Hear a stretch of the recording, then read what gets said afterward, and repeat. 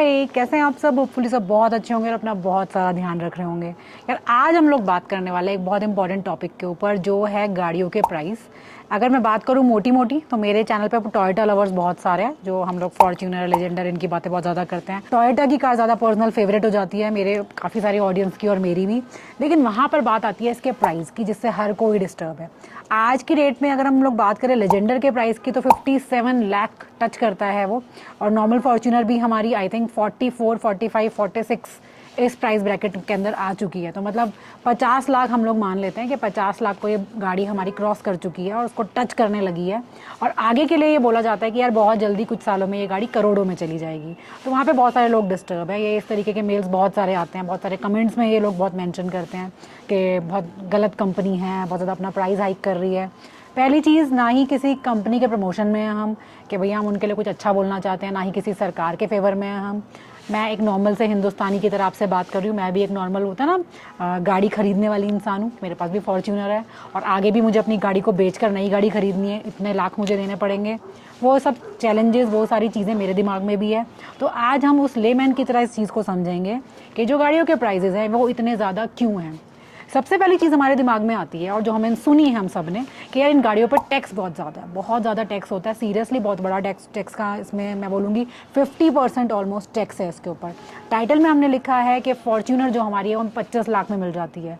ये कहाँ की बात कर रहे हैं हम। तो मैंने क्या किया, इसके लिए अलग अलग कंट्रीज़ का डेटा इकट्ठा किया। सारी कंट्रीज़ से मैंने इसको कंपेयर किया कि ये गाड़ी वहाँ पर कितने की, यहाँ पर कितने की है। तो आपको पता है सिंगापुर में जो फॉर्च्यूनर हमारी है उसका प्राइस 1,30,00,000 है। तो वहाँ का टैक्सेशन सिस्टम बिल्कुल अलग है हमारे इंडिया के सिस्टम से। वहीं पर अगर हम दुबई से इसको कंपेयर करते हैं तो वहाँ पर हमारी फॉर्च्यूनर का प्राइस 25 लाख रुपए है। अब बात करते हैं और थोड़ी बड़ी सेगमेंट के ऊपर, लैंड क्रूज़र की बात करते हैं। लैंड क्रूज़र इंडिया में 2 करोड़, आई थिंक 2.5 करोड़ को भी क्रॉस करने वाली है।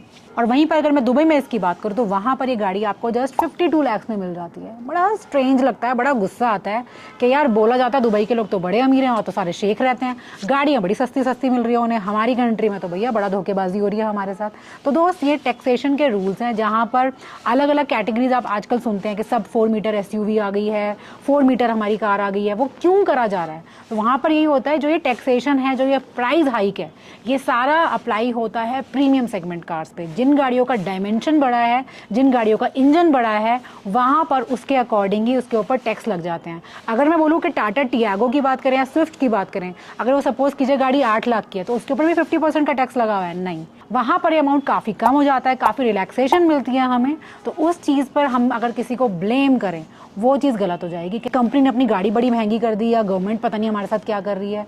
वो मुझे लगता है कहीं ना कहीं इनजस्टिफाइड है। चलिए इस टॉपिक को थोड़ा और इलैबोरेट करते हैं, थोड़ा आराम से समझने की कोशिश करते हैं कि ये क्या गोलमाल चल रहा है भाई, हमें समझ क्यों नहीं आ रहा है। तो देखिए, अगर हम फॉर्च्यूनर की बात करते हैं तो इंडिया में आपको पता है कि ये गाड़ी हमें 2.7 लीटर 4 सिलेंडर इनलाइन इंजन के साथ मिलती है। 4 सिलेंडर होते हैं हमारे पास।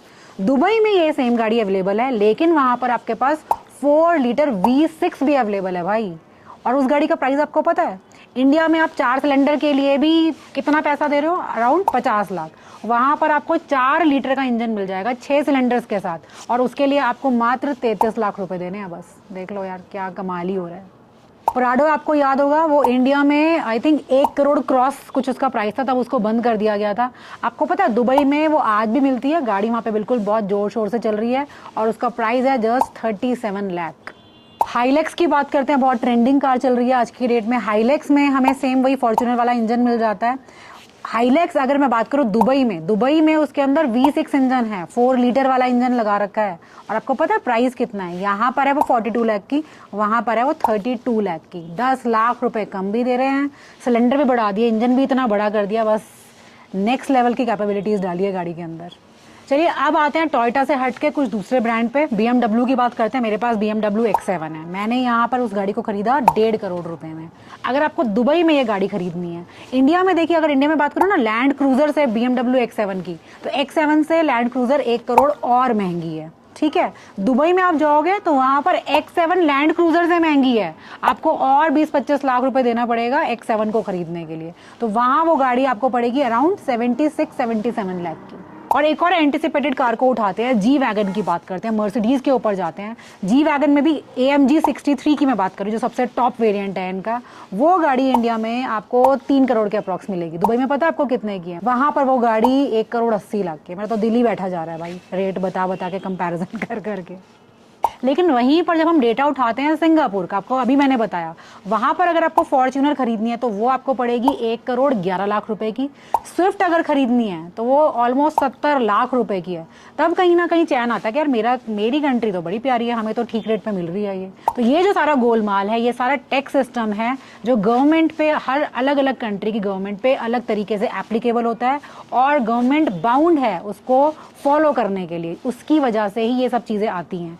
यहाँ पर मैंने आपको अभी बताया कि सारी चीज़ें मैटर करती है। गाड़ी की डायमेंशन, गाड़ी के अंदर इंजन कौन सा है, सिलेंडर्स कितने यूज़ किए गए हैं, उन सब चीज़ों को काउंट ऑन करके उसके ऊपर टैक्स लगाया जाता है। अगर आपकी गाड़ी छोटी है, उसका इंजन छोटा है, उसमें चीज़ें कम दी गई है, तो आपके प्राइस कम हो जाते हैं। वहाँ पर टैक्स का पार्ट बहुत ज़्यादा कम हो जाता है। तो हम ये नहीं कह सकते कि जितना टैक्स मेरा टोयोटा फॉर्च्यूनर के ऊपर मेरा लग रहा है 50% है, BMW मर्सिडीज इन पे लग रहा है, ये 50% की रेंज में आती है। सीधा स्ट्रेट अवे कहते हैं कि 50% भैया टैक्स है इन गाड़ियों पे, और जो है।